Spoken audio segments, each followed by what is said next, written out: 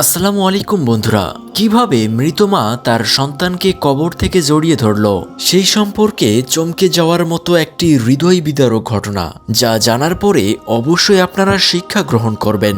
তাই পুরো ঘটনাটি জানতে হলে অবশ্যই ভিডিওটিকে শেষ পর্যন্ত দেখুন এবং মেহেরবানি করে ভিডিওতে একটি লাইক করে চ্যানেলকে সাবস্ক্রাইব করুন।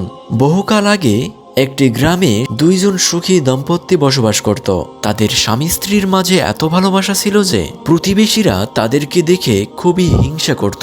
ওই ব্যক্তির স্ত্রী অনেক ধার্মিক ছিল। সে সবসময় ভালো কাজ করত, নামাজ পড়ত, রমজানে রোজা রাখত এবং স্বামীর হুকুম মেনে চলত। তিনি আল্লাহ ভীরু একজন মহিলা ছিলেন। তাদের স্বামী স্ত্রীর কোনো কিছুরই অভাব ছিল না, শুধু অভাব ছিল একটি সন্তানের, কারণ তাদের কোনো সন্তান হচ্ছিল না। বিয়ের 5 বছর পরেও তাদের কোনো সন্তান জন্মগ্রহণ করেনি। তাই প্রতিবেশীরা ওই ব্যক্তিকে তার স্ত্রীকে তালাক দেওয়ার পরামর্শ দিত, কিন্তু ওই ব্যক্তি কোনোভাবেই তাদের কথা শুনত না, কারণ সে তার স্ত্রীকে অনেক বেশি ভালোবাসত। আর এই জন্য তারা স্বামী স্ত্রী মহান আল্লাহর কাছে অনেক দোয়া করত।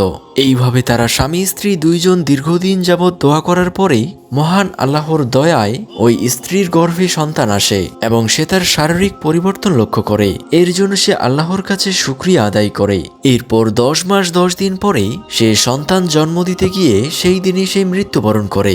সেই দিন তার একটি পুত্র সন্তান হয়, যাকে দেখে তার স্বামী অনেক খুশি হয়। কিন্তু সে যখন জানতে পারে তার এই সন্তান জন্ম দিতে গিয়ে তার স্ত্রী মৃত্যুবরণ করেছে, তখন সে একেবারে শোকে কাতর হয়ে পড়ে। এরপর থেকে সে তার ওই ছেলে সন্তানকে আদর স্নেহ দিয়ে লালন পালন করতে থাকে। তাকে সে কখনো বুঝতেই দেয়নি যে পৃথিবীতে তার মা নেই। এইভাবে 5 বছর কেটে গেলে তখন ওই ব্যক্তি কোনো বিয়ে করেনি। কাজের জন্য প্রায় তাকে ঘরের বাইরে যেতে হয়। এই জন্য তার সন্তানকে দেখার জন্য হলেও তার একজন লোকের প্রয়োজন। তাই প্রতিবেশীদের পরামর্শে সে দ্বিতীয় বিয়ে করার সিদ্ধান্ত নেয়। বিয়ের পরে ওই ব্যক্তির দ্বিতীয় স্ত্রী তার সন্তানকে বেশ ভালোই আদর যত্ন করছিল, কিন্তু কিছুদিন পরেই তার দ্বিতীয় স্ত্রী ভাবে তার স্বামী তার আগের সন্তানকে যত ভালোবাসছে ততটা হয়তো তাদের পরের সন্তানকে ভালোবাসবে না। তাই সে এরপর থেকে তার সে আগের সন্তানের সঙ্গে অনেক খারাপ আচরণ করতে শুরু করে।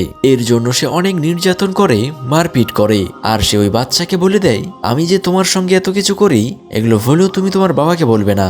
এরপর ওই ব্যক্তি কাজে গেলে তার দ্বিতীয় স্ত্রী তার ছেলেকে বাড়ি থেকে বের করে দেয়। এরপর ওই ছেলে মনের দুঃখে বাড়ি থেকে অনেক দূরে চলে যায়। কাজ শেষে বাসায় ফিরে সে তার সন্তানকে না পেয়ে পাগলের মতো চারিদিকে খুঁজতে থাকে। এরপর ওই ছেলে কান্না করতে করতে তার মায়ের কবরের পাশে যায় আর সেখানে গিয়ে সে কান্না করতে থাকে।